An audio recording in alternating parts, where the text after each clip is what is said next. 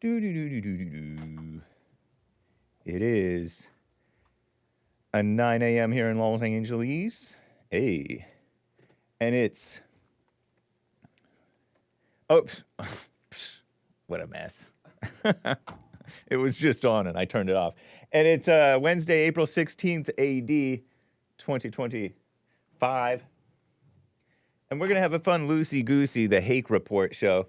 It's funny because what's happening is Biden and Letitia James and these phonies fear-mongering about Social Security and various things, saying that Trump is a criminal.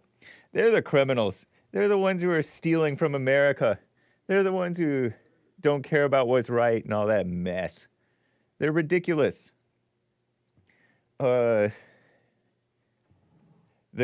a communist thing and it's a human nature thing to do what you accuse others of doing. You're doing what you accuse others of doing, generally speaking. Ooh, man. Hold on one second. It's like warm in here. That's so crazy. Or is it warm in here? Maybe I don't know. But I will get to your calls, guys. Biden running his mouth. Lord. Did he come up with these words that he's saying? Our second greatest president is turning on our first greatest president, Trump. I should be live, I think. Hold on. On these various platforms. Yep. BitChute. Did you know Hake is live on BitChute? Oh, man. And other platforms. What's up, Age of Inversion? Did I transfer over? Here. Raid Hake. Confirm raid. Pastor Shadowley taught me how to raid the stream. And it's nice. Should I not be wearing... what a mess. I need to, tape my Ethernet. Is it Ethernet or Ethernet?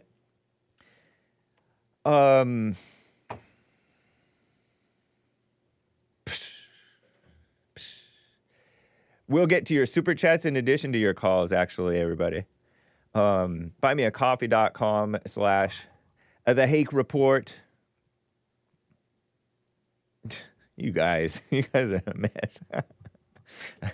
What's up, people over on the YouTube stream?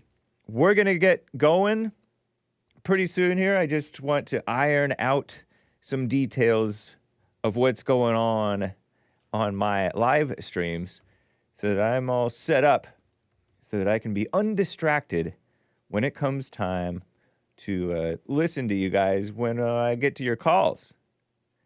You know what I mean? Because that's not right. Did it not tweet out? Hold on.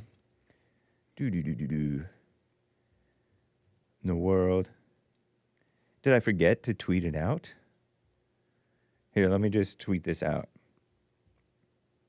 How do I do this? Share it. Post it. Hake live. Weds 4/16/25. Just in case it didn't go, I will share that with you guys. So, Biden is a phony, confirmed. I knew I never should have liked him. Well, I mean, I can like him, but he's not a real person. He's not real. I am live on punchy.tv/Hake, guys.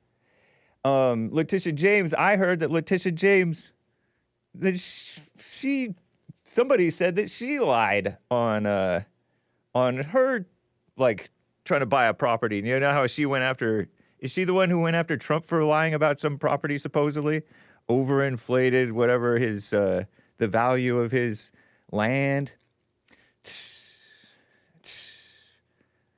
These people are guilty of what they're accusing Trump of doing. Trump is trying to fix the mess going on in the government. And they want to stop him from doing that. They want to pretend like it's illegal to deport an illegal.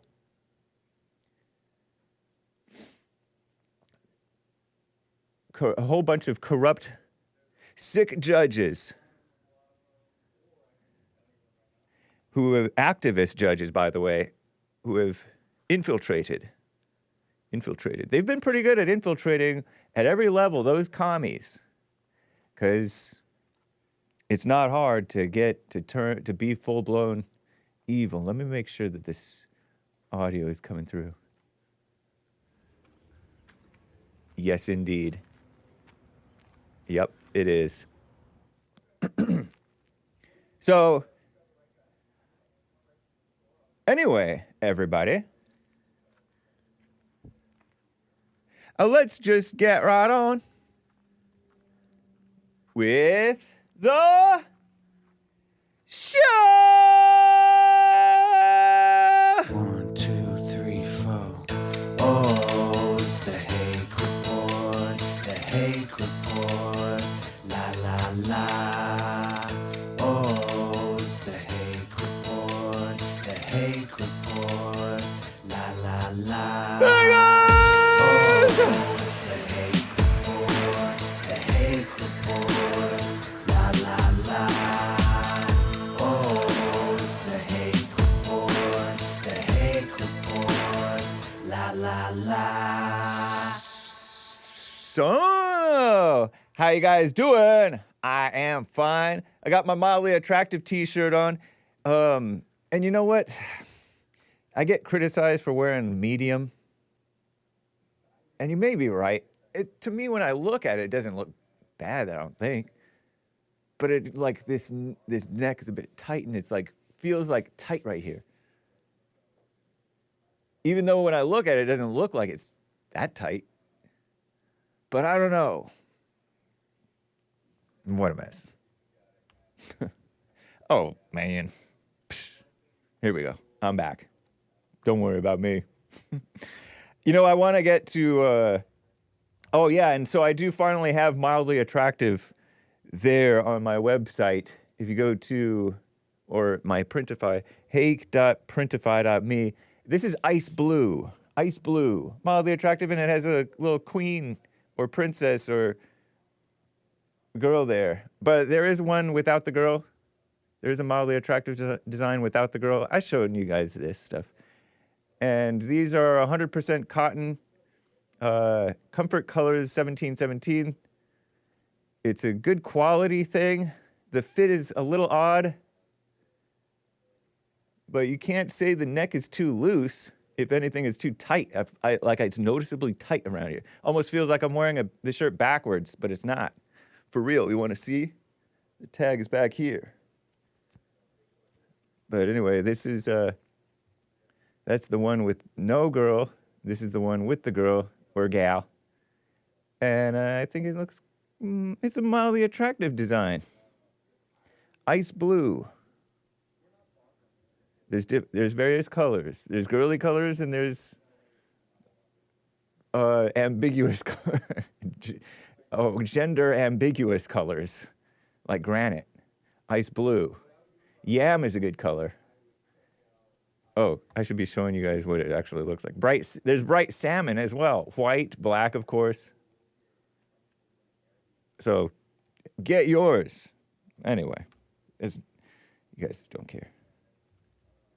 But somebody was asking for it, so I wanted to be fair. You know what I mean? So let's talk about liars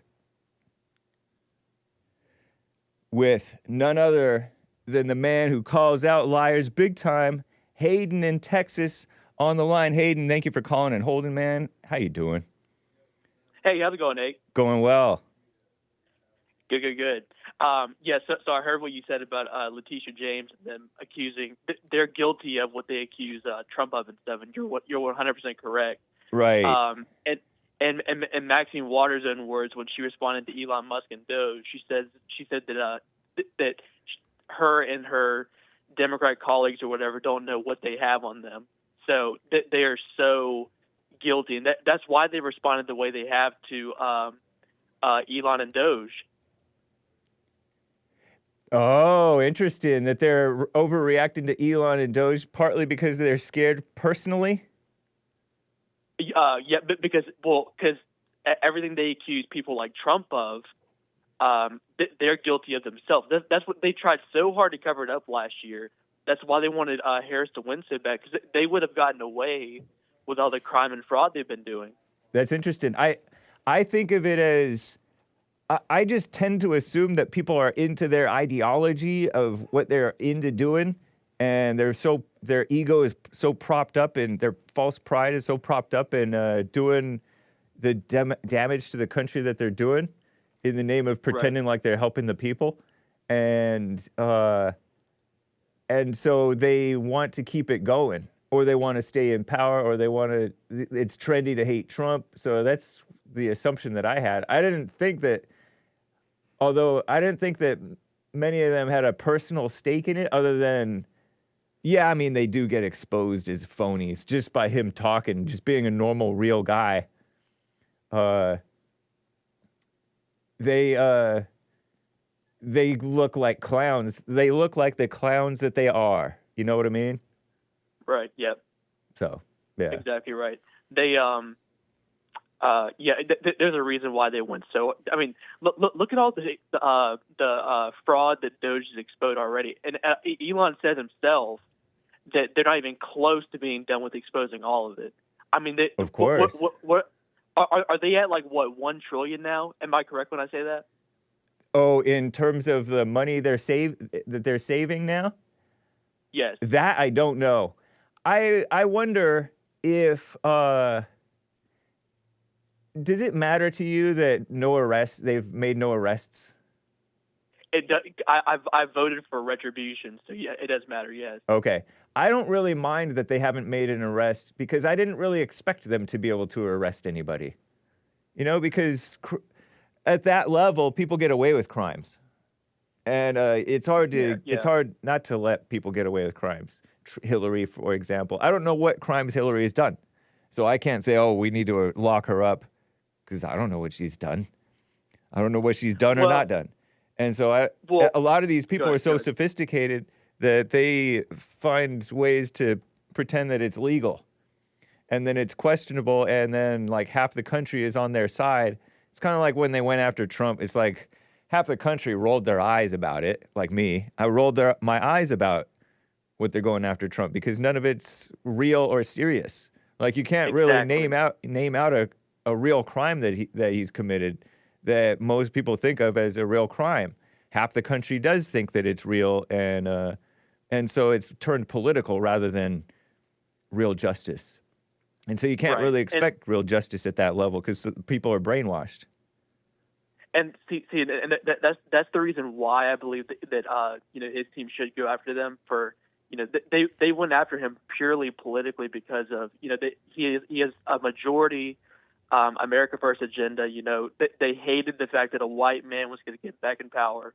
And they all, to this day, know that he's not guilty of anything they accuse him of. Right. But they still say it because they want to portray him as a criminal, as a fraudster, as a rapist, an R-wordist.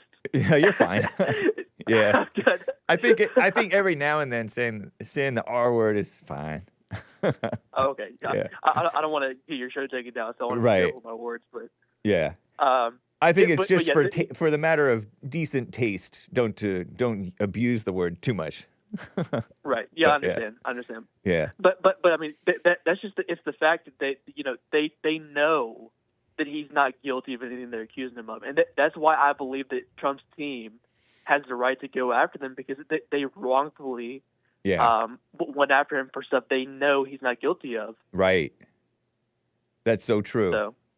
Yeah, there were fishing expeditions. Let's dig into his stuff, and the more you dig into people's stuff, you can come up with stuff that looks like it might be something bad, and then you just make assertions that it is something bad, and the suckers are going to believe it. Exactly right. Yep. Yeah. Exactly right. So what was your reaction to Karmelo Anthony getting released by bond the other day? I was a little surprised that this young man, who allegedly stabbed the white young man in the heart over a little mild, normal, mundane confrontation. I was a little surprised he got out on bail or just on house arrest. I don't know if they paid bail or they just put him on house arrest or what. I was a little surprised. I knew not to overreact or get caught up or angry about it. Right. But I heard that they're going to use the fundraising money to buy a separate house from where they are living move now. into a white neighborhood. Yeah, and hire security. And they should hire security, honestly, because this is a hot topic. Everybody hates. I remember when everybody hated George Zimmerman. The Black Panther Party or New Black Panther Party, whatever, they called for some price or reward. They called for some reward on his head. And I wouldn't be surprised if some whites, there's probably one white out there who would be so blind and angry to try to get this guy in the wrong way outside of the justice system. And that would not be a good thing. So he should have security. If he's not going to be secured in a jail, I think that it'd be better if he were in a jail than if he were out free. But, the blacks are unreasonable with this situation, and there's going to be some unreasonable whites with this situation too. So it's a big mess. It's not really my concern because it didn't happen to me. It didn't happen to my family. It happened to a white, and whites are hated. I recognize that. But I know just to, keep a distance, a safe distance with the blacks, and a safe distance from the whites who are overly caught up in this, Right. Yeah, but it's ridiculous. It does seem ridiculous. I don't expect full justice, but we'll see what happens. Yeah, definitely. That was my reaction as well. I was shocked until I saw who the judge was, and I was like, "Oh yeah, figures. A black female judge." Figures, but listen, my message is exactly like yours to whites. The Anthony family is pretending like this whole thing's over. They're buying a new house. They just bought a new Cadillac converter. Totally ridiculous. They're moving into a white neighborhood. But here's the thing: the witnesses. Austin's football team has not come forward yet, which they are going to. This trial is going to be held in Texas, not Los Angeles. O.J. Simpson and Karmelo Anthony are the exact same. They're the exact same. What do you mean by that?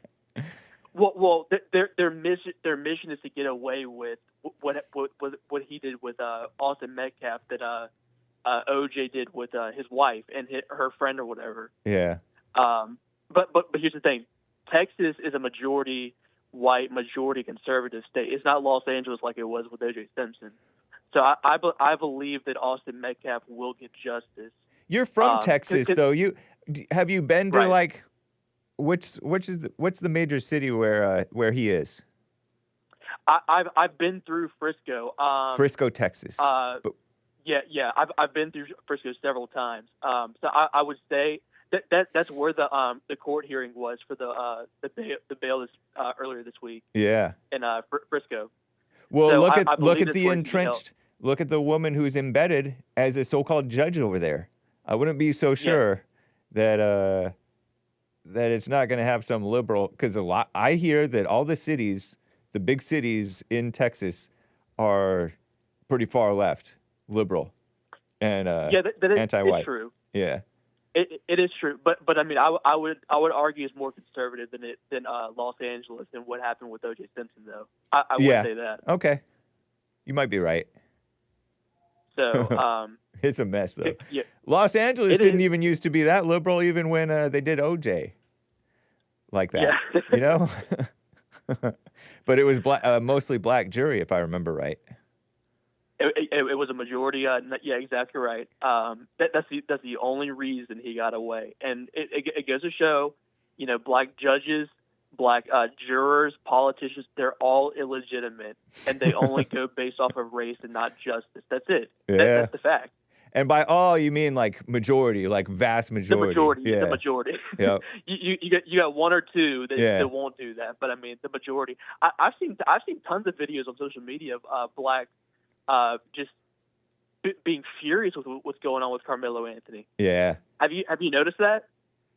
Some blacks on Twitter being mad, or on X. Yeah. They're mad at him. Say again. Go ahead. At him roaming around free for killing Austin Metcalf. Yeah, it's kind of, you never know who's going to side which way, and I notice a trend among the blacks, actually. It's interesting that all of a sudden the blacks want to wait and see. It's like they're almost playing dumb as to, like, there's no, you shouldn't have brought a knife. Seems like it's an overreaction. But now they want to wait and see. Yeah, you know how JLP is always wait and see.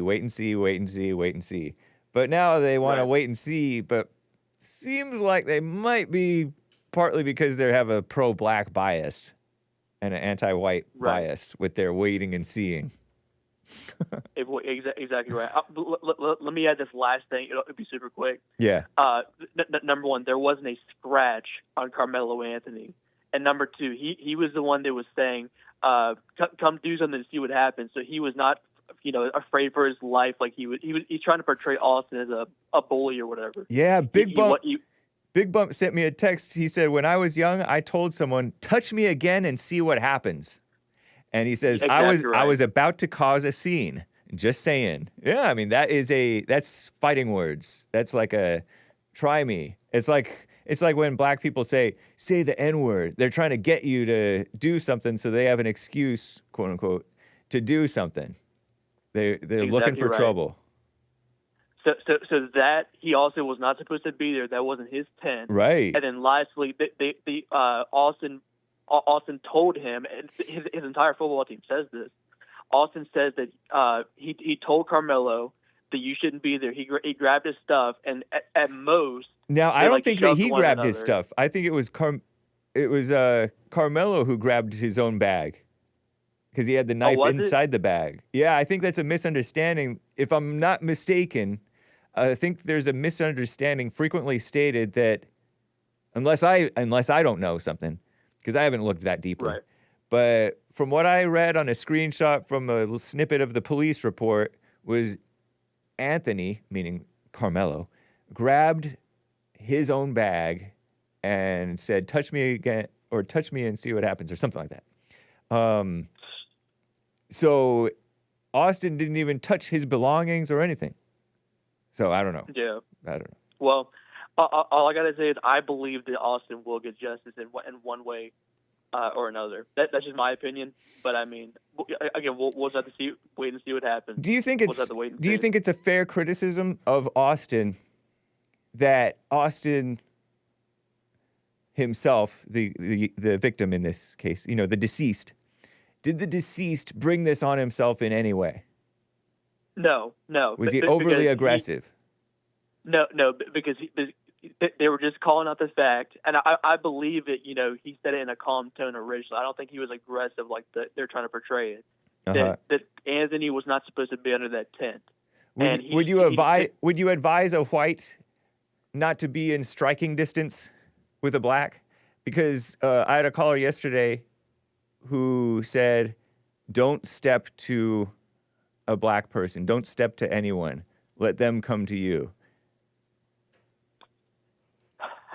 See, I don't know how to answer that. I really don't, because the young man is dead now, and I believe that he could have done something differently to avoid being dead now. I am for victim blaming so that we can learn and not make this mistake again. Let his error, if he made an error, be a lesson to us to be cool-headed and stay alive.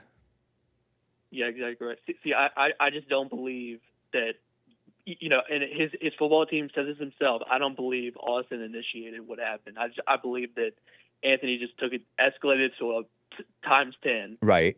That's what everyone's saying. But I'm like JLP. We've got to separate ourselves from the blacks. Yeah. And he said that several times. The time is now. A white man just got stabbed with a hatchet. I don't know if you saw that story or not. Oh yeah, it's terrible. I think the producer, JLP's producer, mentioned that to JLP recently. It's never going to end unless we do something about this politically. The time is now to put this integration crap to an end. I think on a personal level, we can all personally segregate, or separate, to protect ourselves, knowing that they're brainwashed against us, Yeah.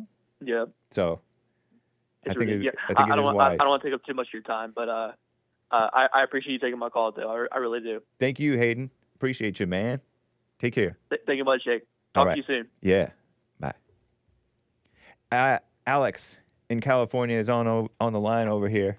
Alex, thanks for calling. What's up, man? Hey, I just wanted to add on a little bit to the Karmelo case, but we'll make it real quick. Let me just pull up. I wanted to read something real quick. Yeah. Okay, so I've stayed out of this one, but I've noticed that this one in particular has been probably the ugliest as far as the social response. Way worse than like Zimmerman or Rittenhouse or George Floyd or any of that. What I'm seeing online is mainly black women just letting it rip and being very spiteful and vengeful. Yeah. Like you guys mentioned, there are some blacks who are on the righteous side, and they understand that it's wrong. But I've seen mainly black women celebrating it. So just wanted to read this one real quick. This is just like one of like thousands of comments I've seen online. Right. So trust us when we say that we do not give a flying F what the H y'all think. This man is at home where he belongs. This is for Trayvon. This is for Breonna Taylor. This is for Sandra Bland and the many other unjustly killed people of color that we have had to fight for. Regardless of how this ends, this is a win.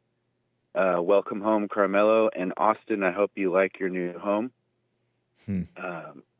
No, I'm not racist. I'm a daughter of two parents, black at home, but I am a sister of a black man who has seen her fair share of racism, and I'm tired. If you're offended by anything I've said, I hope that you've reprimanded them over other grown white folks calling for Karmelo to be hung and not just asking for a fair trial. I mean, I just, that's all I've really seen from the black women is just them celebrating it. So yeah, it's really sick stuff. I mean, I don't know. Like you and I already know, it's like just stay away. Right. It's the best thing you can do. I just hope that this wakes up a lot of normie whites who like listen to rap and don't get it. Yeah, we're absolutely hated, and it's a reality. Like I hope that nothing comes to a boil with this. I hope that hopefully he does get locked up and there's justice. But I don't know, it could get ugly. Yeah, it really could. Yeah, I hope the message of stay cool, don't overreact, and stay away, keep a distance from other people, and keep a space between you and the case, because people are getting caught up on this case. Those black women, like you just mentioned, clearly are, and they're trying to tempt you or me or whoever into agreeing with their insanity or overreacting to their insanity. And that's crazy. And I was it yesterday? Like I said, I've been staying away from it, but yesterday I took a little peep at it, and I did feel, I started to feel something, a little bit of anger because of these. It's just like what you're saying, but then I caught it. I'm like, nope. Get out of it. There's nothing that me or Hake or anyone else can do. Unfortunately, you have to observe it. but it's definitely a wake up call. I think the biggest issue of this case is we don't have a video and we don't have those witnesses yet. Like with George Floyd, we had a second by second. We watched it. Yeah. Wasn't much to argue. Versus this one, no one even has the real story, and he's already out, and everyone's online celebrating it. So it just doesn't make sense. It's clearly a DEI judge hire. Why is that judge still around too? I thought Trump was booting them all out. There's different levels. There's federal judges, there's state judges. I don't know how much Trump can do with right, yeah, I mean, I don't know about that stuff. I guess he can't do stuff with state judges or something. Yeah.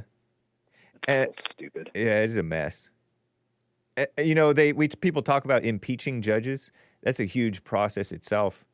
There's I mean, I'm ignorant as hell on that stuff, but I think Trump should be able to step in on this one in particular and say, no, he's going to jail. Keep interesting. all that money back. Yeah. Delete the money. You know what I mean? Like, you know, people are mad that Trump hasn't said anything about the case.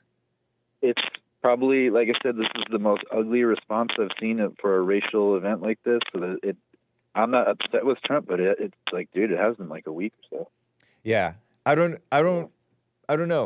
I don't know if it would help. He's cool with the blacks, though. He's a little simp for them, though. So he's not gonna. Yeah, he's not gonna be a strong alpha and tell the truth. Yeah, he's very kind to the blacks. Too kind sometimes. Yeah. But he doesn't fall for the fake racism thing that much. A little bit. I'm not in a boomer way. Promoting like hating or anything, but I'm just saying for white people to just realize that at least the black women, they openly hate you. Yeah. Some of the black men, they'll be on our side, but steer clear of them, man. No, yeah, you're right about that. It's getting ugly. It really Hopefully is. most of this ugliness will just stay online in comment sections, because I don't really live around any black people. I live around mostly Mexicans who don't like black people either. So it's like, yeah, I don't really have to deal with it. But people who live around them, I don't know, I wish you well. Yeah, that's true. That's fair. All right, I won't take up any more of your time there. Just wanted to put that stuff in there. Thank you, Alex. Take care. All right. Bye. Speaking of ugly comments online, pardon the scratching on his thing. I wanted to put up with it because I wanted to hear what he had to say. This Little Rock It Man bought a coffee yesterday saying Chauvin. You know how I say pray for Chauvin? Pray for Derek Chauvin, persecuted for being white. He had the knee on the neck or shoulder blade or whatever of George of Florida, and people say that was too much. I'm not convinced it was too much. I think George, I could believe that the stress added on top of the overdosing, seemed to be overdosing, the stress of being arrested and being put on the floor, which was his own request, did him in, you know, the straw that broke the camel's back. But that's not Chauvin's fault. I don't think that's fair. So I say pray for him. But even if you don't believe, say you believe that he was malicious and vindictive and just cruel and heartless in putting his knee on the neck or shoulder blade and just sitting even when he was out cold for the last couple minutes there, you still pray for him, right? Well, this person who's a Christian, Little Rocket Man, is a Christian saying Chauvin can burn in HE double toothpicks next to Carolyn Bobbitt. I don't think that's the right name, but I think he's referring to the woman who accused people falsely claim it was a false accusation, but they don't know that it was a false accusation. They claim without knowing that it was a false accusation. Carolyn, I think, is the woman who accused the young man whose father was hanged for rape and murder. And he was a 14-year-old who, I'm always talking about him. I can't call him to mind. And Asmodor, too. This woman who supposedly falsely accused a black teenager of assaulting her and talking crazy to her, like he wanted to have relations with her. And Asmodor, the late, great resident historian, this Christian thinks that his fellow Christian because Azzmador is Christian, right? When he was with us, he was a Christian, but he was white, unapologetically proud white man, and also wishing hell for Zimmerman, George Zimmerman. Wow, a Christian wishing hell on his fellow man, some of whom are alive, some of whom have passed on. It seems pretty hateful, but that's kind of like a black woman. Gays are like women? Yes, they are. Once again, being disrespectful. But it's the truth. I'm not trying to be disrespectful with it. I'm just being descriptive. Sincerely, the person who you say is not a normal person, it's sad what you say to defend evil, but you're defending evil. Aren't you talking about evil being wanting people to burn in hell? I don't even think God says stuff like that. Shout out to Stephen. Yes. And yes, William is disrespectful. I like our little digs at each other, you and I. Carry grown men. Anyway, you don't like answering questions. You only said Maze gives good advice sometimes, but I want to know, do you listen to us? Yeah, of course. At some point, I should be able to just call in, but again, I'm not normal, as you say. Crying with a smile, 3 thumbs down, angry face, eye roll, broken heart. Emotions, emotional people. They feel like victims. They play victim. They act like they love you, but don't trust them. Shout out. Thank you for the coffee, Little Rock. Man, I wish you well. I always think of him as being up in like San Francisco for some reason. Gregatron gave a Streamlabs. So good to hear from Keith, William, David, Rick, Mark. The men are back. What you guys say rings so true. I don't know how Maze, JC, and Steven can disagree at this point. I think they believe y'all. They just don't want to admit it. Oftentimes that's the case. There is some truth sometimes to what people say, and you overreact to it, partly because there may be truth to it. Even a liar can tell you the truth about yourself. Or there can be truth in it, you know?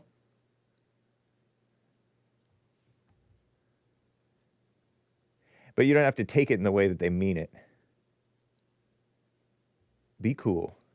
What's up, Rumble crew? D-Live crew. Nice to see you guys. Misty. Hamza on edit. Cactus Eater Bear with the ice cream. Nazulium. Always giving crazy comments. Cool to see you guys. So, nice. Let's get back to some calls. There is one line open, 1-888-775-3773. Mark in Los Angeles, California is on the line over here. Mark, thanks for calling and holding. Go ahead. Yes, sir. I got my breath today. Cool. You know, I'm not out of breath. Just wanted to say that if we had maintained segregation in America, Austin Metcalf would be alive. All the other white victims of black crime would be alive. If you look at America before 1964, when the Civil Rights Bill passed, all of our major cities were predominantly white and much, much safer than today. But after the Civil Rights Bill, a few years after, I'd say around 67, most of our major cities turned black, majority. Cleveland, Gary, Indiana, they elected black mayors in 67. Stokes in Cleveland, Thatcher in Gary, Indiana. And look at those cities today. Gary, Indiana is one of the worst crime-ridden cities in the country. Cleveland's one of the worst run cities in the country. Their school systems have failed, and it's all because of black leadership. The Civil Rights Bill gave power. Didn't help them, did it? Pardon me? It didn't help the blacks, did it? No, but it sure hurt us, though. Right. It hurt black. It hurt everybody. That's crazy. Well, it didn't hurt the blacks. It did. Well, wait a minute. This guy in Texas, he's feeling it. He got put free, temporarily put free by a black judge. So no, they're enjoying all these black witches. They may and be that's what they are, enjoying, they're they may be witches. thinking that they're enjoying their hell, but they're not helped. Well, I agree. That boy But probably wouldn't have, without all of that mama fake welfare and stuff, that young man might have been raised better not to even think of bringing a knife and stabbing somebody with it. Well, personally, I think most blacks are raised to hate whites by these black females, Right. these black witches Yeah. who hate white. And the reason they hate whites so much, the black female, is because they're so ugly and so smelly. Nobody wants them. Lord. I gotta Well, I go, know man. No, come on, give me a break. We know it's true. No, I gotta go. Take care, Mark. What a mess. Grow up, Mark. Black women are not ugly and smelly. I've been around them. They're pretty and they smell nice. Just not on the inside. Psycho. I disavow that. Carver. Terrible. Anyway, nice. Let's get to Jeff in Louisiana on the line over here. Jeff, what's up, man? How you doing? I'm pretty good, man. You gotta cut my conversation short here. Yeah, I'll cover a couple of topics, but I'll make one comment on your super chat. I noticed yesterday you read one day. Do you notice that your about your saying something about gay was wrong or something for women was wrong or whatever? Say that again? JC responded to you saying that it's whether gay people are like women. Right. Yeah. Don't you find it funny that gay men are like women and want to be with somebody like that, but gay women are butch and just like men with chain wallets? Yeah, yeah, I do notice that. I do notice that. They're more mannish, and then the gay men are more girlish. And you said you thought JCB from San Francisco, not Little Rock. Right. But you know why you think that? Because San Francisco is like, you think of, it's a gay place, right? Yeah. Yeah. But the other thing I want to comment on that was yesterday I noticed again today that, do you notice every time they put the thumbs down, they put a black thumbs down? Yeah. Because he's black and he's proud of his beautiful black skin. And Shout out.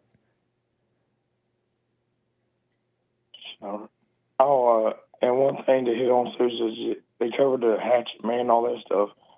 I seen a news story this morning. I don't know where it was at, but a black female judge shot her black husband in the leg, got suspended, and they went and protested her back on court and re-elected her. Then she just shot her black boyfriend in the head while he was sleeping. Yeah. Yep. I heard about that story on the JLP show. I don't know if I think they covered it, but I heard about that. A black woman magistrate judge. Yeah, Jesse did cover it because I remember him talking about magistrate judge. She had shot her, whoever it was, husband or ex-husband or something in the leg prior, and it was deemed to be plausibly self-defense. And she was like, he was supposedly helping her move or something. And and now she's shot a guy, her new ex-boyfriend, in the head, and he's blind in one eye, I think now. He's alive but blind in one eye. Terrible. Shout out. Where are all the GoFundMes for that?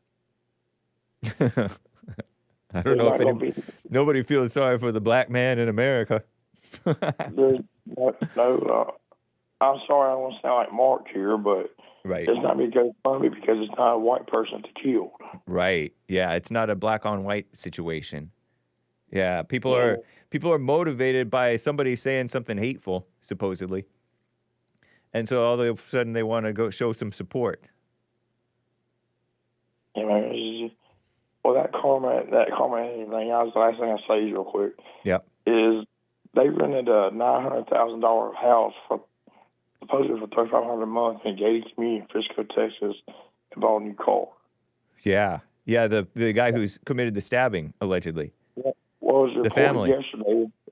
It was reported yesterday that he's going to buy a new house and get security. And this morning, the New York Post reported that they rented a $900,000 house in a gated community, and there was a Suburban and also been some other standing driveways. So go make it what you will, but that changed the thing in America. How do you make it in America? Work hard, do your job, and sacrifice, inherit something, win the lottery, or kill a white person if you're black. Yeah. That's the way to make it in America.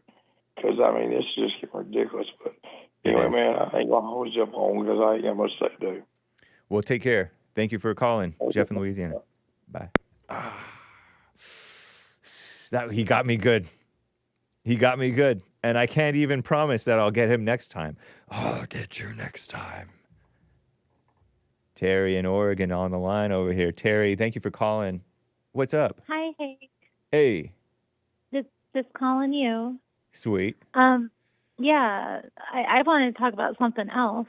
Please. So, I've been, I thought of it the other day, how you always say that musicians are all liberals. Musicians. And I thought it would be fun to call you and talk that out sometime. So now I'm doing that. Do you agree? All musicians are liberals. Yeah, I do, I think. But I don't know why exactly. It's not as if a conservative person can't play music. Yeah. I just thought it would be, I think maybe it's a survival mechanism. Oh. If you want to, do it as a career, you kind of need to have a more liberal kind of attitude. Because of the world today, or because of making compelling emotional stuff, or what? Well, I don't know. I think that's why you say it. But I don't know. I thought a lot of it is just, going along to get along. Oh, okay. But I don't know. Do you think maybe David? That is part of it. David was a musician. Do you think he was a liberal? King David? David who played... Yeah, I kind of do. He played the harp for... he calmed the nerves of King Saul, who was an angry first king of Israel. And David would play the harp for him and calm his nerves. And he was kind of... you think he was a liberal? He made the Psalms and kind of all kinds of drama with those Psalms. Yeah, I do. I think he might have been a little bit liberal. Right. Yeah. But do you think the Lord helped him out of his liberalism? Is liberalism the fallen state? Not exactly. Is liberalism emotional? Passionate? Yeah. Well, not always. Sometimes it's dispassionate, and that's when it's really dangerous. Oh. Interesting. Yeah. Were the Nazis liberal? Yeah, a bit.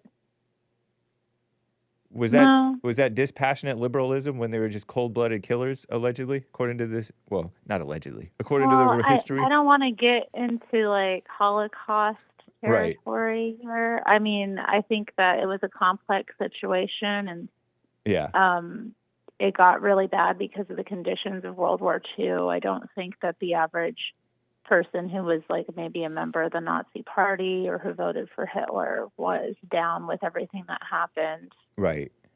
It was just like a horror show, and things got out of hand, and any people could find themselves in a similar situation if they went through similar conditions. 2 hoops and a holler from becoming Jeffrey Dahmer. Yeah, or Hitler or whatever, Did you like the Jeffrey Dahmer story that Joel Friday covered with the black victim who survived, black survivor?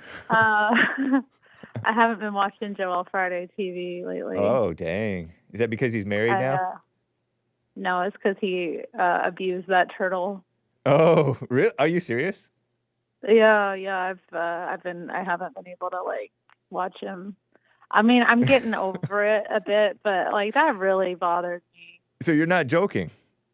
I'm not joking. I was emotional about it. So that's the issue. Pete. Yeah. Pete the turtle. Yeah. Okay. Pete, justice for Pete. Pete's life matters. But he was trying to do right. He found out that it was illegal to have. He was not. He was not. Okay, so those who don't know, I didn't catch God. I wasn't paying close attention to the story, but I heard Anchor Baby just laughing up a storm in the background. The chat went wild. And so I guess Joelle relented and got a turtle, or somebody relented, some man of a family relented and got a turtle, even though he didn't want it because kids or the wife or somebody wanted a turtle. And Joelle found out that this turtle is actually protected in the state of California. You're not allowed to own this type of turtle. And so he went to the beach and tried to release the turtle. He tried to throw it into the sea, and it kept on coming back.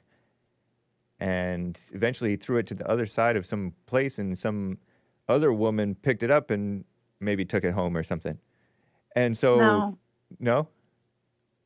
Man, that's not what happened. Okay. Well, I thought that some woman picked it up. He started researching the turtles once he found out that they were illegal. Mm-hmm. And it said that they can make people sick. And then his wife had a headache when she never has headaches, and he blamed it on the turtle because, he was listening to his thoughts. Right. You And never then, go on WebMD. Never Google your symptoms. Right. You're going to think you have cancer or some type of crazy disease. Then he took a turtle to the sea when it's not a sea turtle and tried to put it in the water. And of course it didn't want to. That's understandable and then it kept ignorance, coming though, back right? to them because it's a dumb animal that's reliant on them. Mom. And I know exactly. And then he described picking up the turtle and throwing it with ferocity, right, to the point where he thought he killed it by throwing it like that. But he didn't. You don't pick up an animal and throw it out of anything but anger. Oh. So that bothered me, and then. Well, but you're ascribing taking the turtle after that. And he kicked it because the turtle came back. Thank God it wasn't killed at the time. I don't know though. And then he described dropping it in a sewer. Oh. So I don't know. I'm not cool with that. That bothers me. But you're saying he didn't say he was angry. You're saying that he was angry because you couldn't throw an animal with that strength, with that force, without being angry, you say? Yeah. Okay. And so you're judging him also for... he was in his mind, in his thoughts, letting his thoughts, It was a ferocious throw. Yeah. I don't know. And he didn't seem contrite about it in any way. So it kind of made me feel uncomfortable. Yeah. Okay. Wow. Watching him or supporting him. Yeah. Because I don't know. I'm not cool with that kind of thing. The moral of his story was... you should take an animal into your, home unless you're willing to take responsibility for it and care for it properly. But wasn't it true that it's illegal to have? Doesn't really matter, does it? But that's true, right? That wasn't the right way to go about it. Yeah. Wow, you're still sullen over this situation.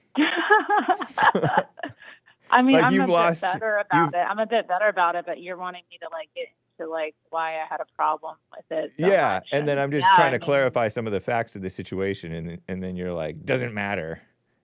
No. It doesn't matter that the turtle was illegal. It doesn't matter if an animal's illegal. You don't do that to it. You find a proper way of getting it what it needs, and getting it taken care of properly. You don't try to release it into the sewer or the sea or and you sure as hell don't pick up an animal and throw it.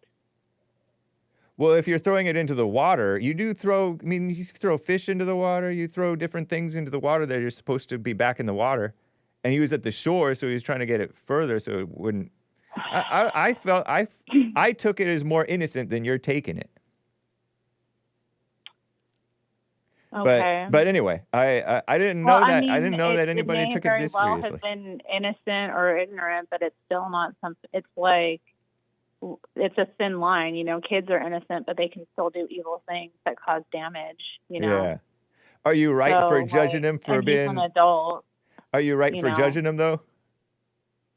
No, I'm not right for judging him, but I don't think I'm judging him. I just feel kind of uncomfortable with the situation. And until I kind of get right with myself, I kind of just need to take some space. Yeah, you don't have to watch his show.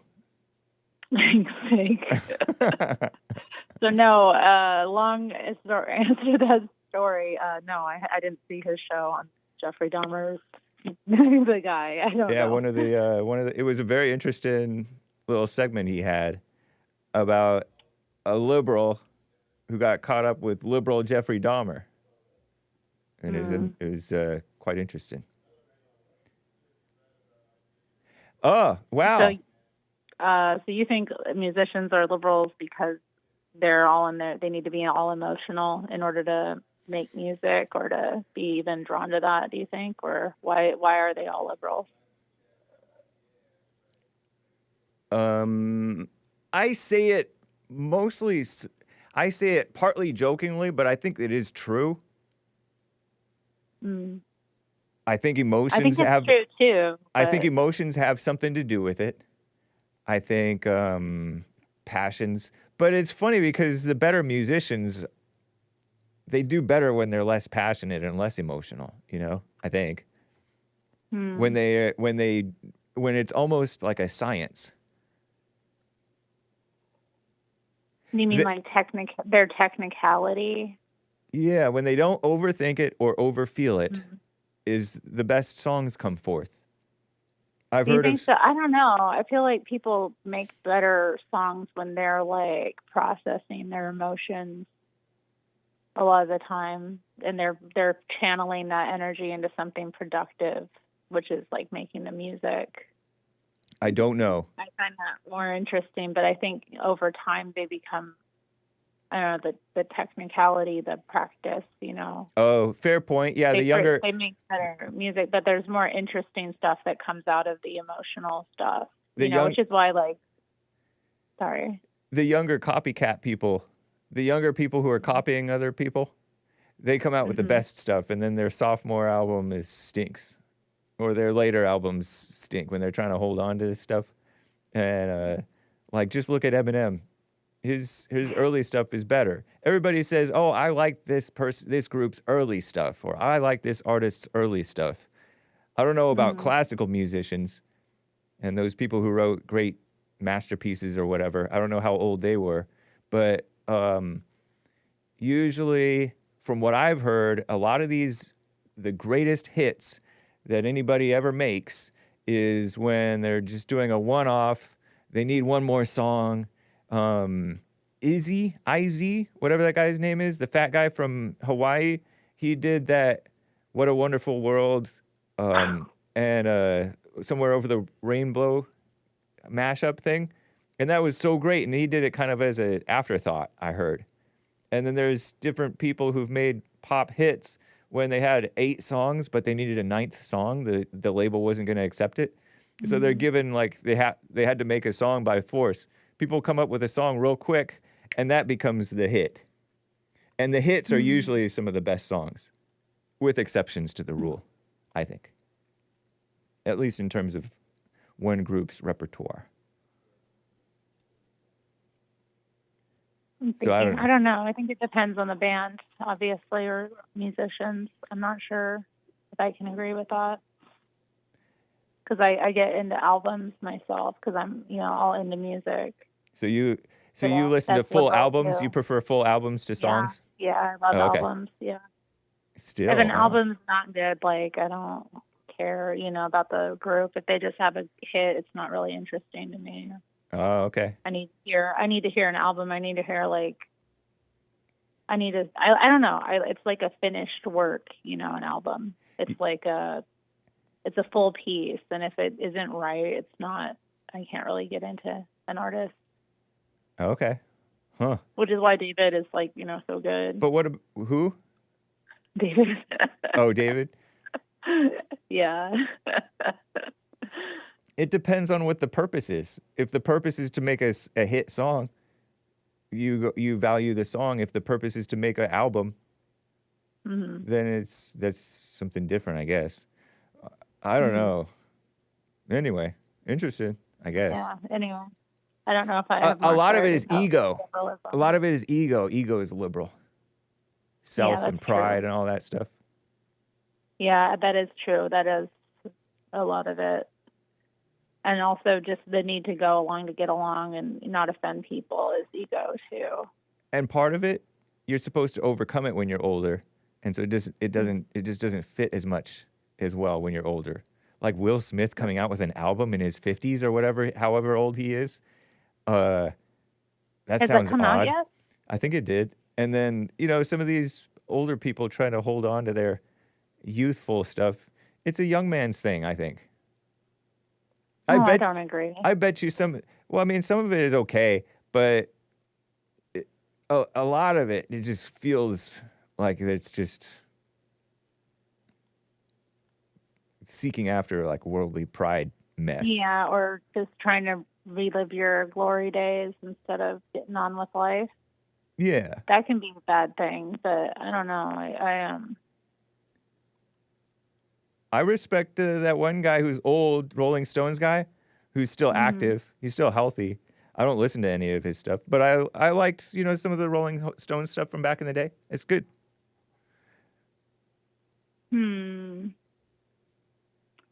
Yeah, I don't know about that. I guess it is. But I don't keep up with them. Like, I haven't listened to their repertoire. I don't know about anything new they produce, but I can't imagine I'd be very interested just because of the excess of it all. I don't know. I think, people are lifelong musicians. It's their career. You get better the more you do something usually. And if you take care of yourself, like, why shouldn't you be making music? Yeah, but it should be different, I think. Yeah, but I mean, a lot of musicians, they're not big. We're talking about like people that are like Yo La mentioned, Tango. I'm thinking. You like them? Yeah, kind of, yeah. Or who's that other Vaguely. group that came out with? I'm blanking on it. Anyway. Those you're talking about those types of groups that have been around forever and they're old. Did you listen to Low before that woman died? No, Sparhawk? not really. So. Man. I'm just thinking about like normal musicians that like get hired to, work making music. I'm not thinking about like bands or groups. I'm just thinking about people that are like drummers and they get hired to do sets or like other different things, not necessarily people that are even in a band, or if they are in a band, it's like not glitzy or glamorous. Like, right. It's just what they do for a living. Nice. Session musicians, that kind of thing. I'm sure there's a right way to do it. Is Sonic Youth still active, or they still alive? Are you talking about them? I don't think they're active because they got the divorced. Oh, okay. That couple that were at the heart of the band, that they got divorced. So I think the members are alive, but I don't think they're gonna be producing anything or getting together. What a shame. I know, divorce is horrible. Yeah. Partly because marriage is horrible, much of the time. That's the spirit, Hake. It's great hearing from you, TERRI, and forgive Joel. All right. He knew. I do forgive Joel. I just I need my time. I'm like, I'm sensitive when it comes to animals. Understandable. I mean, he's lucky I didn't call PETA. Call PETA for Peter. Pete. I mean, all Pete right, for Pete. Justice for Pete. I hope he's okay, but I don't think he is. It's just so sad. He was crawling back to him time and time again. Like, oh God, how the hell? Like, is it a black thing? Like, what the hell? Like, it's making you cuss. Some of them don't like animals. I don't know. It's just weird. Well, they treat human beings that way too. Y'all need to like have a discussion, like a group discussion about what happened, with JLP, maybe a punchy TV episode, like really get into the nitty gritty of like what happened to Pete. Okay. Okay, just a suggestion. But have a good day, Hake. Thanks You too. for taking my call. All right. Bye. Bye. Terry in Oregon.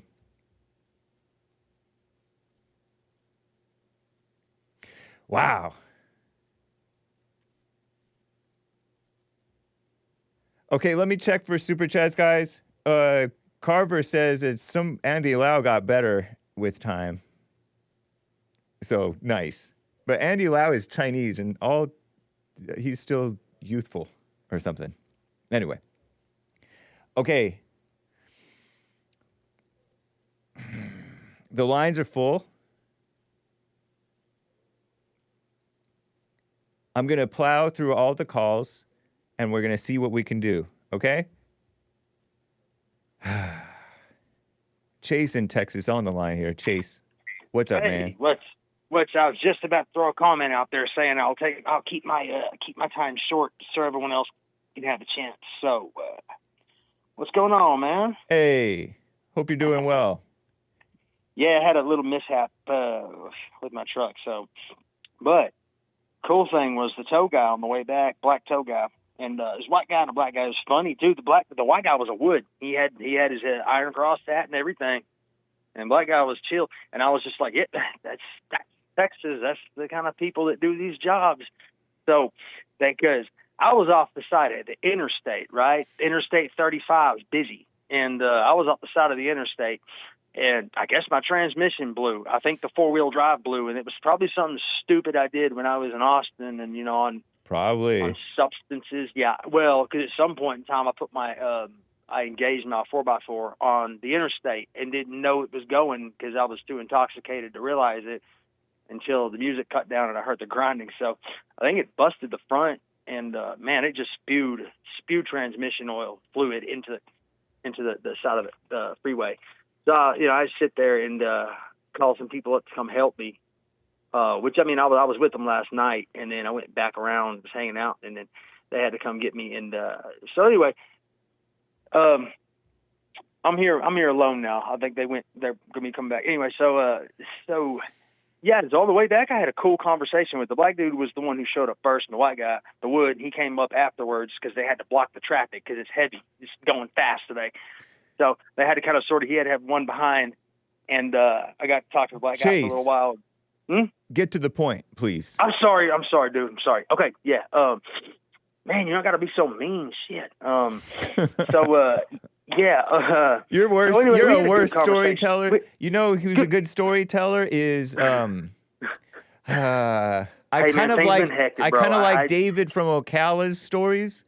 Yeah. But you're telling way too many details. And you're not getting to the point. Because I'm manic. Right. Okay, so here's the point. My conversation, right? Yeah. So we were talking on the way back, and it, it was nice and mellow. We were talking about stuff, and we started talking a little bit about politics. It was light, and, it was kind of like, the new administration and this and this and that. With the black guy? Yeah. Okay. And, and it's, he was real receptive. He was back and forth, and I was telling him, like the Marxism and what's been going on. And, since watching JLP, a lot of it's the clarity. And I even said, even with this new administration, I'm looking at some of these pics and some of these women up here, and, do we really need that?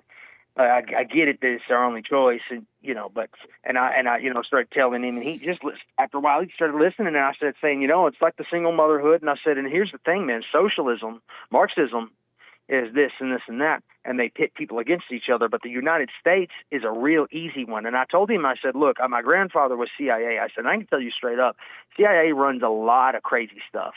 And, now they're getting busted. Now Hollywood's getting busted. The Democrats are getting busted. And I told him, the best way to make a slave, work a man without pay or pay a man without work. And that's exactly what they're doing. They want you in that mentality. They want you in that mentality. They like the single motherhood. They like the drugs. They like the degeneracy because it weakens people. Weakens the spirit, weakens the person, makes them angry, pits them against each other, gets you distracted. And I told him straight up, and we got so many different people here. You got a bunch of people coming in now. I said, but ultimately it's like, us. I told him, it's us, black people, white people, because that was kind of the original people of the country that made it up. And I said, the single motherhood stuff, the rotten culture, and, and he just kind of listened. And I said, yeah, this is, and he said, that's deep, man. Yeah. I said, yeah, And, you know, on the way out, I was just kind of like made a joke to him, putting my truck in the driveway. I said, yeah, don't let the commies get you. But it was kind of like, and I've done this before. It was like I schooled him a little bit, but it wasn't arrogant. It was an understanding. And I think if people could get to where they could talk to each other in this way and convey that message, I think that, you know, just little by little, people will kind of, because I did this stuff in jail too. I had someone in jail one time told me, he literally said, called me the N-word with the A on the end. You should write a book. They were just listening to everyone tuned in. And I said, brother, if I did that, the Clintons and the Masonic Lodge probably had me assassinated, and people started laughing, and people got it. And it's just a matter of conveying the message a certain way. Like, I mean, you can get at each other's throats and do the racism thing, man. Trust me, the whole racism thing has been strong with a certain situation, and it's kind of like it opened my eyes. And I remember how that used to be, where, yeah, we're different. Yes, we're different. We are different. We're going to disagree. We're not going to be on the same level on certain things, whether it's physical, psychological, emotional, mental, intellectual, and then there's going to be variations within that. But to respect these differences and say, okay, that's cool. I'm going to let it go, because I understand there's a greater purpose. We have to keep this country going. If we let them sell it out from underneath us by distracting us, we're going to lose this. And if we lose this, we lose everything. And we're the powerhouse of the world. We are the ones, this country, and I'm going to have to say this, don't take this as arrogant, because other races help, but specifically the Western white man is the one who has the capacity to defend and protect and all that other stuff. So we can't get caught up in all this, and we have to learn how to convey these messages. You know, Mark calling in and saying this way and about that, you can't do that, man. You've got to chill. You can't get so emotional. If someone gets hurt, a white person gets hurt because a black person is psycho, man, look, that's going to happen. Here's the problem with it, though. When you blast it out there and try to get everyone scared, you can't do that. Maze does the same thing. Stop doing that. Maze does? What does Maze do? What do you mean but Maze does what? She calls up. She's all the Caucasians. Y'all be doing that. Don't call up and do that, man. Stop blaming us. Look, it doesn't matter what we did or do. Yeah. I'm kind of get your drift, man. I remember one time when I was talking with somebody. I'm not as talkative as you are, but... Well, I'm manic today. I've been having a fun day. But I was talking with one of my illegal friends. Yeah. I played soccer with him a little bit. And I forget what came up, but in passing, I vaguely recall telling him that racism is just made up to control people and just manipulate people. It's just only used against whites, pretty much. Pretty much, yeah. I forget what exactly I said to him, but that I had no idea. But I could tell I do vaguely remember him like listening to me about that and just kind of staying quiet. It was just a pretty brief side comment, and I took him home, dropped him off, and years later he told me he's conservative now, and and I said something that changed his mind, and he asked me if I remembered, and I had no idea what he was talking about, and he brought up that situation, and it was just something that I said in passing. It was non-confrontational. I wasn't even trying to convince him of anything. I just said something that I. But you spoke with confidence. You knew what you're saying was right. So you know, I hate to use the word vibe, but the vibe you put off to him was another form of communication that said, "Hey, this guy, let me tune in because this guy is saying something, and it doesn't really matter." Yeah. That's when get to the spiritual level. That's when you're speaking. I want to say that's when you're speaking more on a spiritual level, when you can do stuff like that. What do you mean you're manic? What's manic? I'm just hyper. I get hyper. I'm trying to figure out, I got to work. This is my only vehicle right now, my truck. So is it drug induced or is it? No. I'm sober. No, nice. I'm not. I called in the last time just being kind of smart alecky. No, I'm sober, brother. I'm straight sober. And out of curiosity, without a story, did you stay home or did you go with that girl?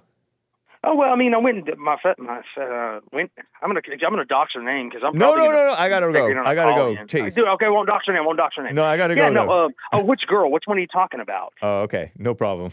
no, I've not. No, she's kind of she's just I gotta coming go, around Chase. right now. Great Man, call, man. okay, all right. Hey, I got you. Yeah, take another call. Don't let me hog it up. Sorry, y'all. No worries. Take care. Bye. Bye. Beautiful Chase in beautiful Texas, having beautiful conversations with the black tow truck driver thingy. So manic means hyper, huh? Okay.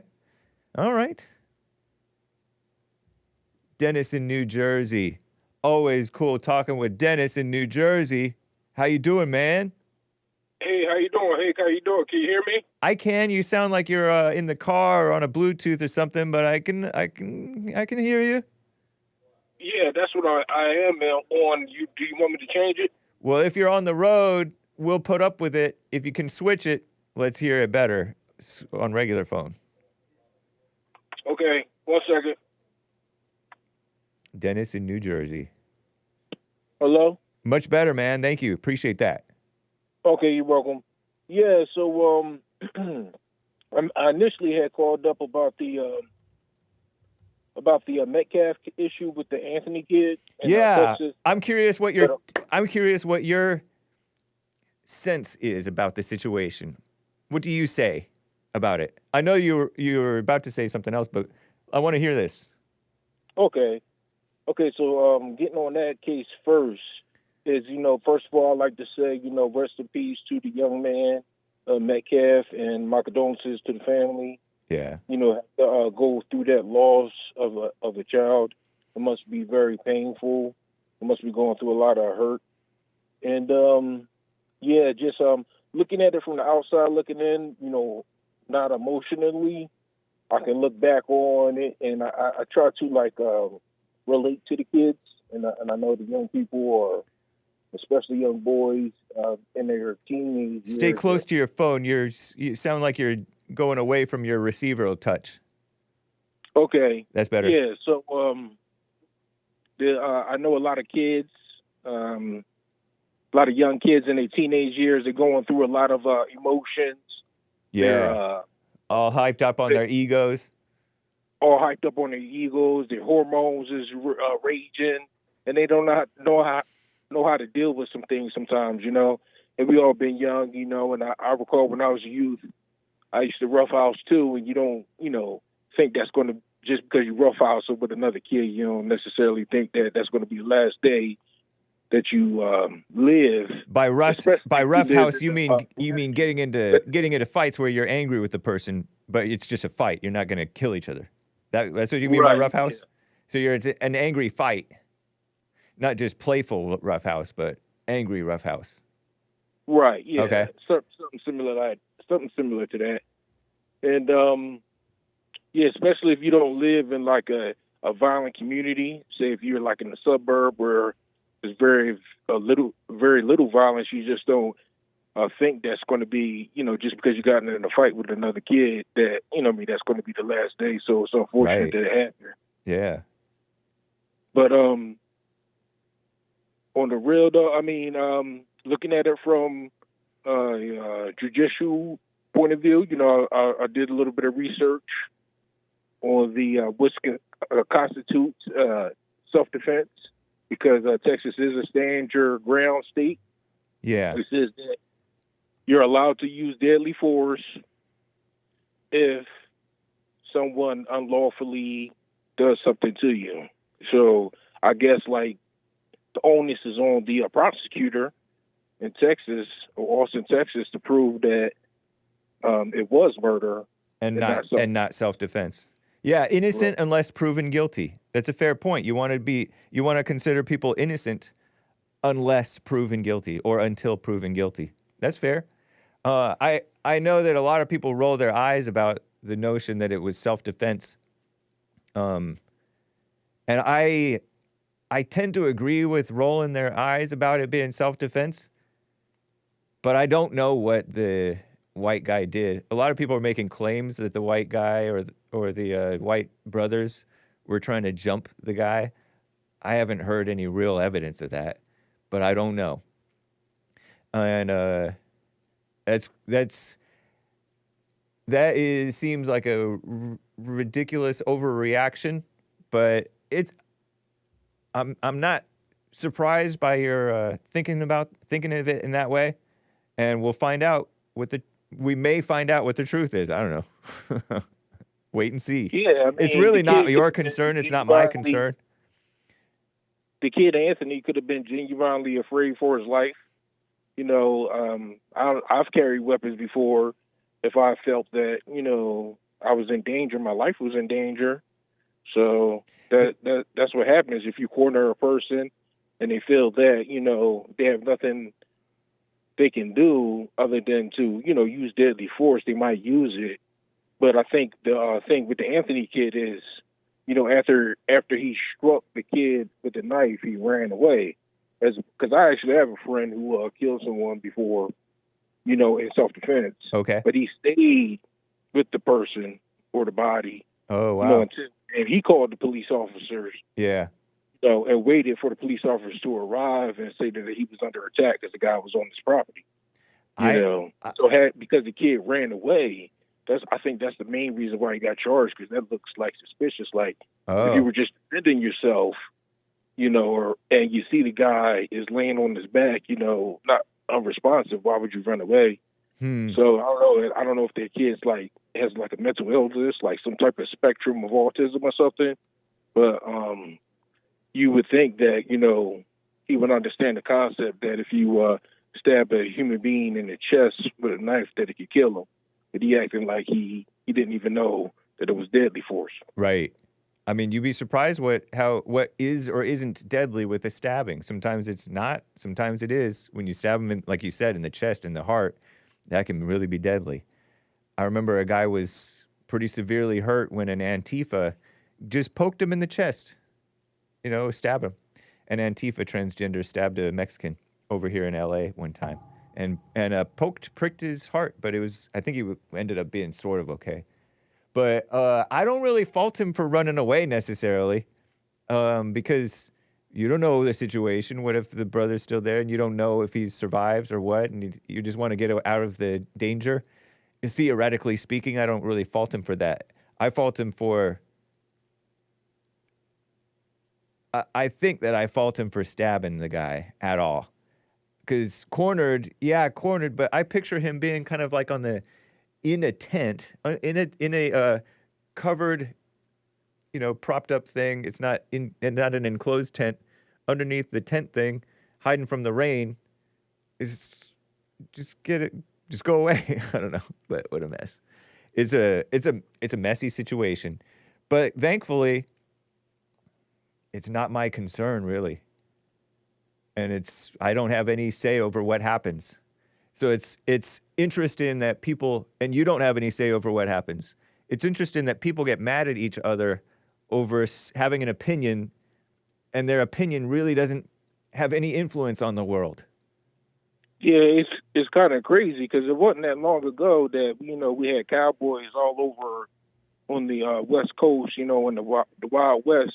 They used to just randomly, arbitrarily go outside and have a pistol duel in the middle of the street, and that was just normal and no one cared. But, you know, you see when it's a black kid versus a white kid, and all of a sudden we act like we don't know that, you know, violent interactions happen like this in our world, and it's been happening since forever. Yeah, that's true. It's crazy. And they claim it's getting better, but I think it's getting worse. I mean, statistically, it says it's getting better because, you know, the percentage of homicides or the percentage of violent crimes is lower. Mm-hmm. But as right now, there's way more people in the world than it was in the past. So that's more opportunities for violent interactions when people get in the same vicinity. Medicine is better. They're trying to disarm people.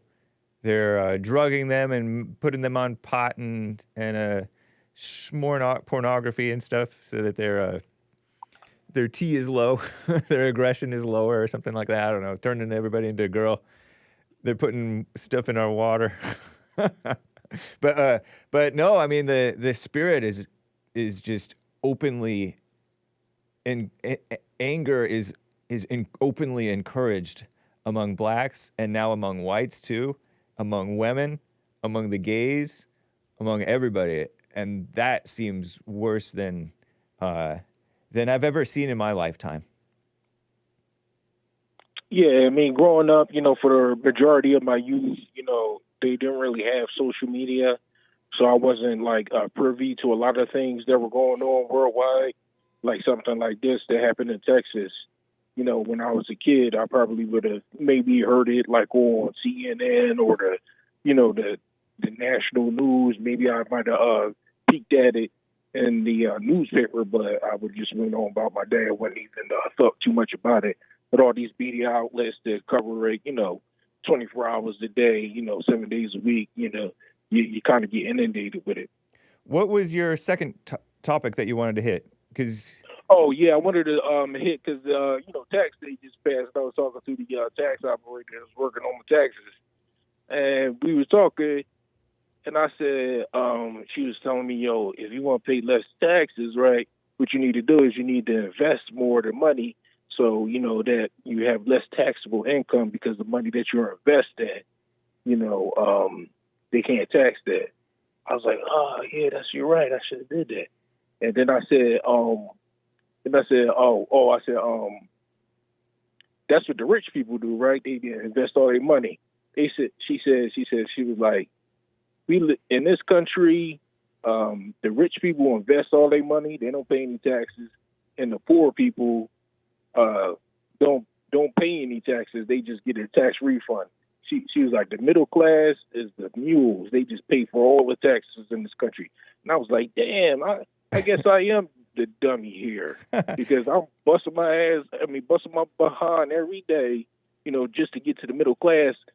And truth be told, while the guy that's all the way on top, he's just sitting in his crib, or she just sitting in her crib investing money in the stock market or whatever, and the poor people, they ain't doing nothing. They just sitting at home watching Ricky Lake or something. Like Ricky Lake.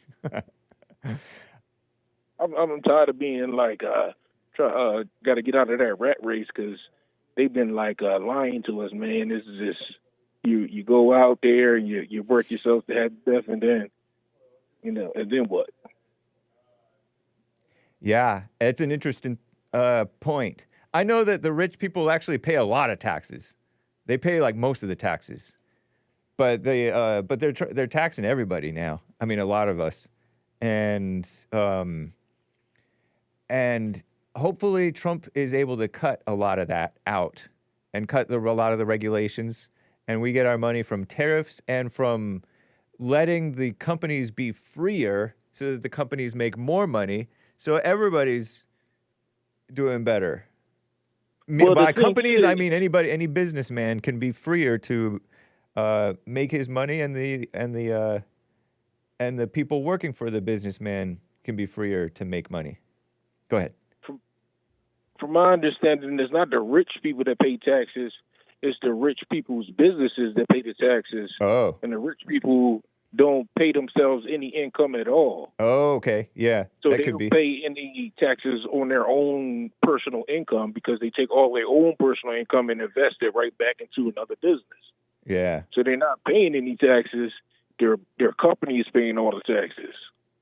Interesting. Well, good for them. So it's better, like, instead of like running around, busting your butt for all these companies, why not just take all your money and invest it in a company like all the rich people doing and just live off a credit or something, like a credit card or something? Wow. I wouldn't want to live in debt if I could help it. But interested. Yeah, interesting. Well, thank you for your call, Dennis. I got to keep it moving. Let's talk again. All right, yeah. Talk to you later. All right. Kevin in New York is on the line over here. Kevin, thank you for calling and holding. How you doing? Hey, I'm doing good. How's it going, Hake? Doing well. Thank you. Yeah, thanks for taking my call. It's really interesting to me. Interesting calls. But it's interesting to me how you can take someone's account and use it as a tool for self-reflection. To be more specific, and let me say this before I continue, what I'm about to say, I don't want it to be taken as any form of criticism towards anybody else. Okay. In fact, I have to constantly try to correct myself and try not to remain in judgment of other people.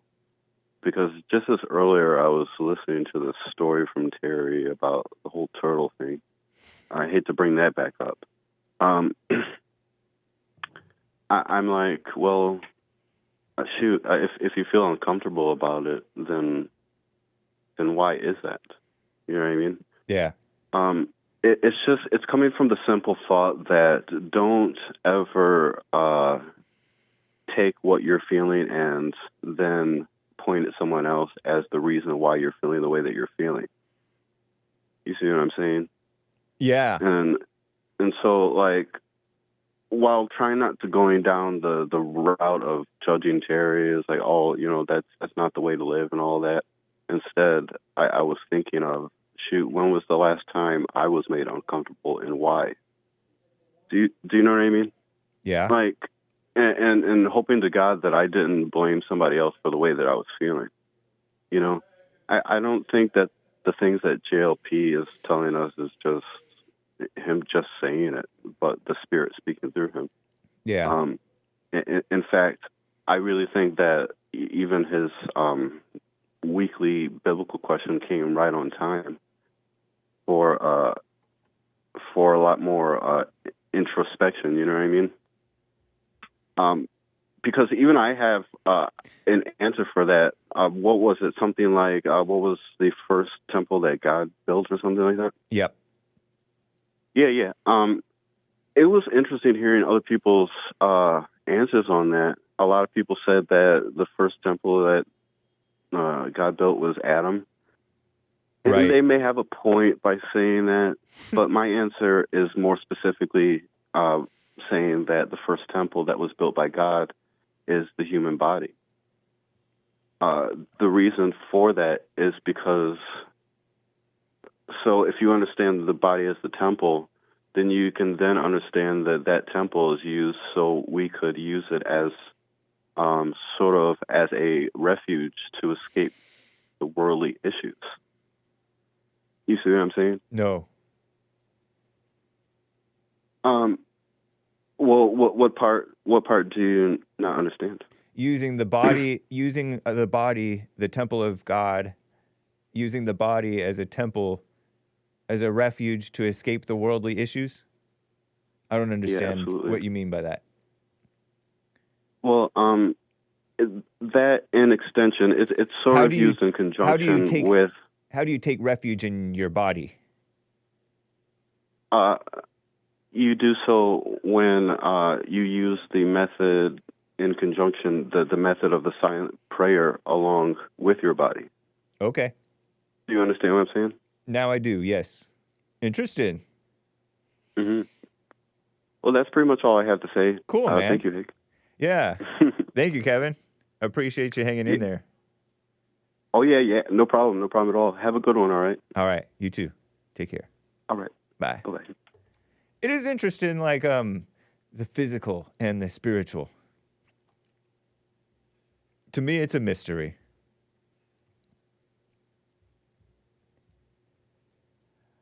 Ardene in Colorado has been on hold for quite some time. Ardene, thank you for calling and holding. How are you doing? Hey. Fine. How are you? I'm doing fine, too. Good. You were mentioning music, correct? Music. Yeah, all musicians are liberals, we say. I guess that's cool. But music, okay, music. I love music. Are music you on a I actually speakerphone? consider. Oh, hush. Okay, yeah. Okay. All right, is that okay? Is that better for you? I guess so, yes. Okay, cool. Thank you. I'm actually outside. That's fine. Okay. I'm on the deck. I was, I born and raised in California, yada, yada. I remember going to, now all liberals, no, I don't want to go there. They possibly could be. Who knows? Not Ted Nugent. No, he's not a liberal. Okay, well, okay. Now, with I went to a concert. I think it was in 1987. It was the Rolling Stones. We saw them at the Coliseum. Okay. They were there. It was 80,000. Now put yourself in this position. I have to do I have to put you there. I have to tell you what we went. Okay, it was 80,000 strong. That's what the Coliseum holds, right? About 80,000. Okay. LA Coliseum. And it was the Rolling Stones were headlining. Jay Giles and George Thorogood were there. And then he brought Prince. Mick Jagger brought Prince, who was his little protege, before Prince was famous.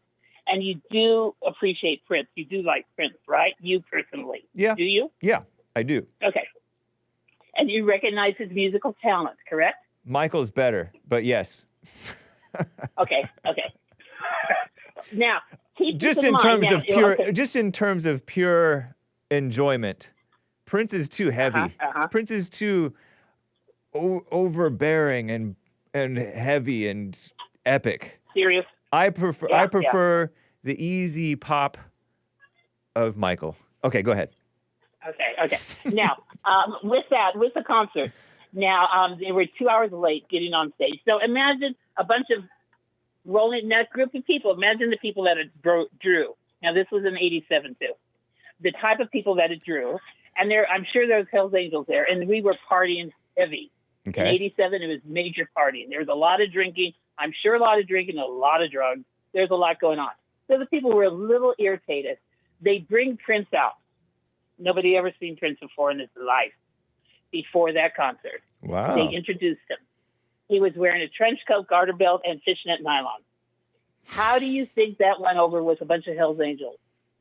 They did not take kindly to this light skin dressing like that. Not at all. Now, you said prior to this that Prince is and I appreciate Prince. I appreciate what he did. His music was good. He was new to the scene then. But we booed him off the stage. He was booed off the stage. I think he actually went back there and cried, I think. But it was not good. The actually promoter came out and hollered at us, telling us that if we think we could get up there and do anything better, get up here. There's people crawling up on stage. They wanted to get up there. That's funny. But it's like, you have to, when you're talking about music, I'm from the baby boomer age. Shout out. I'm 73. I'm from the Rolling Stones. I'm from Led Zeppelin. My first concert at LA Forum was Black Sabbath. Now, I appreciate good rock and roll music. I love Eric Clapton, George Thorogood, Robert Cray. We have because of time.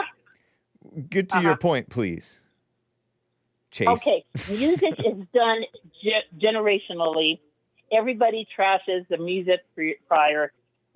Our music, I think the baby boomer music will go on forever. I think we really put a niche in the music industry. We started trends. We started a lot.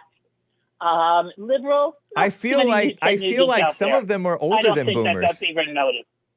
But yeah. Some of the stuff on the boomer generation. In his late 80s.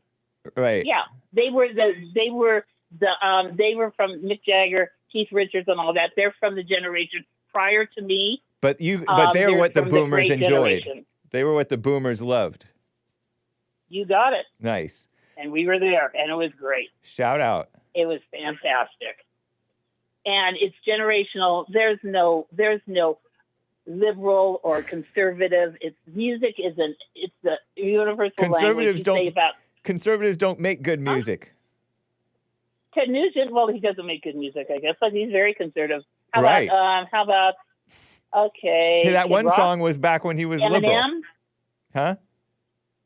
No. Say again? Conservative. He's always been a gun-toting conservative. Oh. He's always been that way. Well, I mean, that's why he's not that good. He's not that good because he's not good. He's somewhat, his liberal side makes the music that's marginally pretty good. Liberal is all in the eyes of the person base. I mean, it's your version of liberal. I don't think they're really into politics. They're into creating good music. Yeah. That's all they care about. That's right. what they love. It's good music, and it's a universal language. That's all that it is. The satanic language. No, not at all. Don't you think the devil is in the music to get you all feeling sexy and stuff? No, Oh, okay. no. If you want to put it into it, I mean, it's fine and dandy. I listened to Stairway to Heaven for many years, and they Beautiful always said song. that was devil worshiping music, and I never worshipped the devil yet. So it's like that's not true. That you okay? know of. I don't worship the devil. I Nice. know I don't worship the devil. Good for and I you. listened to Stairway to Heaven for at least 50 years. It's a beautiful song, Seriously. honestly. Yeah, you got it. I know. Yeah. But music, it's generational. You guys will always trash our music. You will No, trash your music no, we more like than it. us. We like the you Okay. guys' music. You like the Doors? Yeah. You like Zeppelin? Yeah. Yeah, yeah. I mean, yeah. I'm ignorant on a lot of this stuff. I'm not that cultured, honestly. But Okay, some do of the you stuff like that I've Blink heard. 182? Do you like Blink 182? Of course, you can't deny Blink 182. Their pop hits are great. Pop punk hits. I just read his book. Oh wow, you Good- like it too? Good book. Of course I like it. Nice. Music is a universal language. Yeah. Right on. Okay. Thank you, Ardene. Have a good day. Bye. You too. Bye. Whew. Interested. Okay, Nick, a first-time caller in Florida. Nick, thanks for calling. Give me 1 second. Let me get off the earbuds. Oh, thank you, man. How are you doing, sir? Doing fine, thank you. The first time caller to your show. A permanent fixture on the JLP show, but I was starting to listening to your show lately, and I wanted to talk about this young guy with the stabbing in the track. Okay. Yeah. I do resource officer in Florida, and I'm in a lot of those. Resource football officer meaning you're an officer at a school, like a school cop that pretty much, yeah, that hangs out at a school type of thing. Okay. Correct. And these kids are they just get set off for the slightest, stupidest things. It could be just one silly comment that'll set these kids off. I've been looking at this case, left, right, top, bottom. By these kids, do you mean black kids or this generation of kids? This generation. Okay. This generation in general. And they just get set off too quickly. But getting back to this case, I've been looking at this case and being in football games and observing this type of attitude. This all starts back at the home, like JLP says. Yeah. No father at the home, or the father's pretty much useless. And the government and everybody else is just prepping these kids to hate one another, when in reality there is no need to hate. Right. They're just setting them up for failure. And I don't understand what it will take to get these young folks to wake up, because at the end of this, it's just all destruction. And nobody's winning except the big wigs and the big politicians that want us all against each other. Interesting. And this is definitely, I hate to say this because I'm mixed myself, but this is definitely a racial thing. And this is what I think happened. When you have these games, you have these tarps or whatever you want to call them for the home team to be in it and under it in case there's rain, sun, whatever. Yeah. And it's reserved for that team, nobody else. And what I think happened is, I don't know these two kids' names, so I'll just go by white and black. Okay. But Thanks. I bet you the white kid said something like, "Hey, you don't belong here," and the black kid says, "Well, you white person, you got nothing. You don't have no right to tell me what to do or where to be." And they let feelings get in their way, and the black kid wanted to be a hero amongst his peers and his folks and be like, "Look, I'm not taking any from the white folk. Let me take them out." And now he's looked at as a hero in the colored community. However, the sad part is that, even these judges are jumping in and giving them pretty much a pass by lowering the bond, from 1 million to I don't know how many. I think it's 100,000. 250,000 something. Correct. And they say they couldn't pay that, but yet in one of those collect line chat things, they collected $400,000. And they're still saying they cannot pay the bail, but it's because they're budgeting to buy a new house with that money. And that just came out of hell. That money just came from Satan's pot. Interesting. So my thing is, parents, do better. Stop with this racial BS. It all starts at the house, at the home. No government could take that over unless we let them.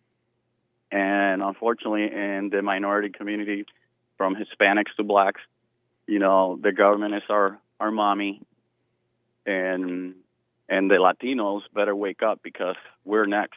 That's who they're coming after.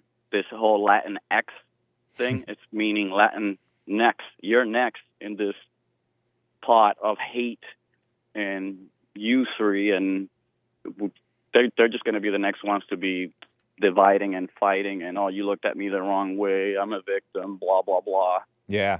I grew up with a lot of Hispanics, and I noticed the bad kids came around like 7th, 8th grade, maybe 6th, through high school, and I didn't know that I thought that they were as bad as the blacks, and I thought that it was like that they were the new blacks, basically. Like they believed in the racism thing, anger, fighting, gangs.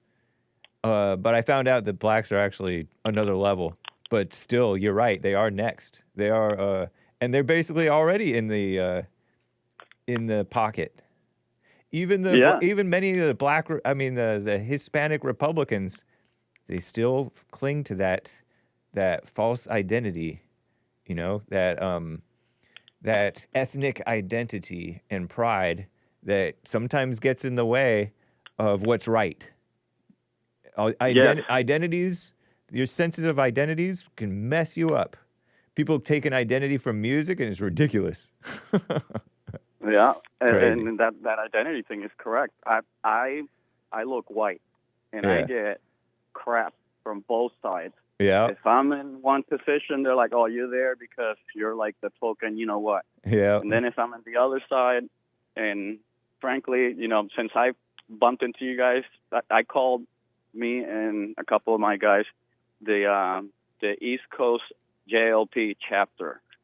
Nice. Because we just and no, we're not making any money or anything financial. We're just passing on Jesse's wisdom on to the people around here because, as you know, Florida has a lot of minorities. And when I go out at night, I see the hate and I see the devil and I see so many people just ready to just go nuts. They're all just being fed this bowl. I don't go out at night. Be careful out there, man. I wish you well, Nick. Believe me. Thank you. I don't know what was on those kids' mind, but like you said, you know how egos work. Oh yeah. Oh yeah. All hate. Yeah. We just got to be single-minded, as Jesse said. Good to hear from you, Nick. All right, brother. Keep up the good work. Thanks, man. Take care. God bless. Bye. Real quick, let me get to Ryan, a first-timer in Illinois. Thank you for calling, Ryan. No, Hey. Hey. Yes. Hey, man, I got a question for you, man. What's going on with the white people, man? What's up with Katy Perry fishing the ground, talking about she's connected to love even more? I think it's going to be like, that's going to be the start to a commercial for like pedophilia. Really? You know what I mean? How does Katy Perry? You got me making a lot of noise. You're making a lot of racket. But how does Katy Perry kiss? I'm sorry. And I know that Katy Perry is no longer very Christian in my mind. And she's the devil. Yeah. No, yeah, she's not connected to real love. I don't know what type of love she's talking about. I think that love she's talking about is kind of weird, but if it's on some straight love, then maybe she should start having sex with black men, and maybe Yeah, come on now. No way. I think we can help her out. Come back to reality. You know what I'm saying? Because a lot of y'all white folks done went crazy. Sex Y'all doesn't think help. we the crazy Sex ones. doesn't bring a woman back to her senses. I get that it can calm her down if she's like antsy for that, but it's not. That's not. Well, Whatever, if she man. want real love, I we feel got like you're the real trolling love me. for her. I gotta No, run, I swear man. I'm not trolling you. Okay, cool. I'm not trolling you. I gotta wrap it up though, man. Katy, No, let me ask you one more question.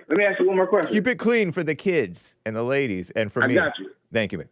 All right. Do you think that if the white kid that got stabbed was a teacher, do you think the black kid would have stabbed him? I don't think so. No, Exactly. you take more umbrage. Exactly. You take more umbrage with somebody whom you feel is a peer, as opposed to a teacher. So how about this? How about we all come to reality? It's not about white or black. Maybe that white kid was really trying to be black, be a bully, and the black kid gave him what he was looking for. Simple. It don't got to be nothing about race. Maybe some people should stay in their place and not act tough. Maybe this is just a case of two kids in the wrong place at the wrong time in a bad situation. I think we should take race out of it. But if y'all want to go there, let's just go there. Maybe the white kid was acting black, like how y'all say. And look what happened to him. So maybe he should start back acting white. And what you think about that? I think that whites should act white and be right and stay away from the black kids, because the black kids are angry, whether it's racially motivated or not. And the black kids are brainwashed against whites, and now whites are getting brainwashed against blacks, and it's a big mess. I'm glad you admit that, because the white kids today are the new niggers. I gotta run, man. You can't be saying that on my show. Oh, my bad. But you know what I'm saying, though, hey? Yeah, the white kids, is kinda crazy. are not allowed, not welcome in their own country. Maybe you should do some type of intervention for white kids to make them understand that they shouldn't act tough. Maybe they should just be like you. Yeah, don't try to get tough, because they're gonna get hurt. It's a big mess. Agree. Well, thank you, Hake. But something wrong with the white folks. Send Katy Perry to the black folks. You can have her. I gotta go, Ryan. Have a good one. All right, bye. Man, oh man. Pardon this slight vulgarness. He can't help it. I gotta get out of here. Joel Friday TV is coming up next, guys. Oh, and Cesar, thank you for the coffee. I'll read that tomorrow. You sent me a little tip. I shall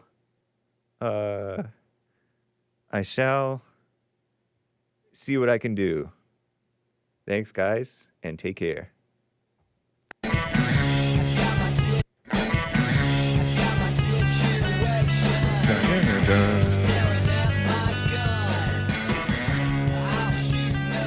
See you later, guys.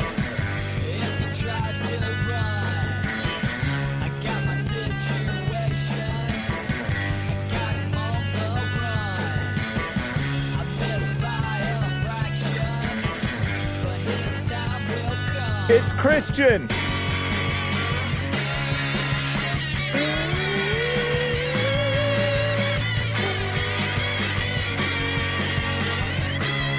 Crime and Said Punishment by Societá Anonima.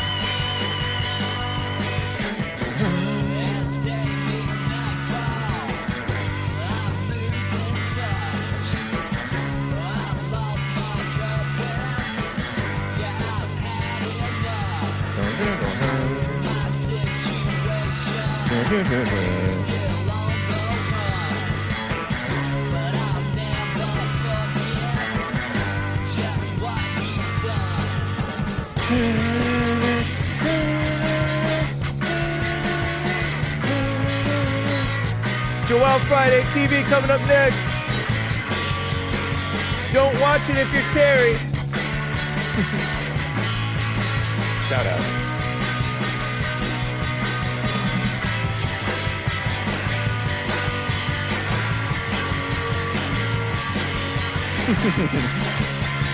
Crazy. Oh my goodness. Bye, guys.